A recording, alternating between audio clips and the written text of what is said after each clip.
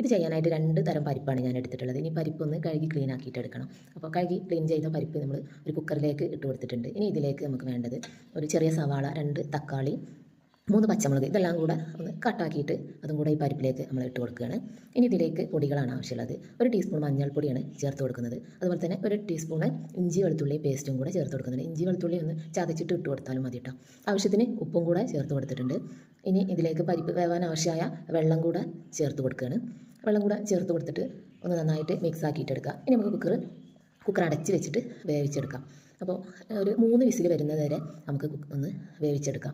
3 whistle വന്നതിന് ശേഷം നമുക്ക് ഫ്ലെയിം ഓഫ് ആക്കാം.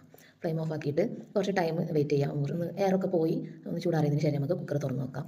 അപ്പോൾ പരിപ്പൊക്കെ നന്നായിട്ട് തന്നെ ഇവിടെ വെന്ത് കിട്ടിയിട്ടുണ്ട്. ഇനി നമുക്കിതൊന്ന് വറവിട്ടെടുക്കണം. അപ്പോൾ വറവിട്ടെടുക്കാനായിട്ട് ഒരു പാന് സ്റ്റവിൽ വെച്ചിട്ട് ചൂടായിട്ട് വരുമ്പോൾ അതിലേക്ക് വെളിച്ചെണ്ണയാണ് ഒഴിച്ചു കൊടുക്കുന്നത്. പിന്നീട് അതിലേക്ക് കടുക് ഇട്ട് കൊടുത്തിട്ടുണ്ട്. കടുക് ഒന്ന് പൊട്ടിയൊക്കെ വന്നതിന് ശേഷം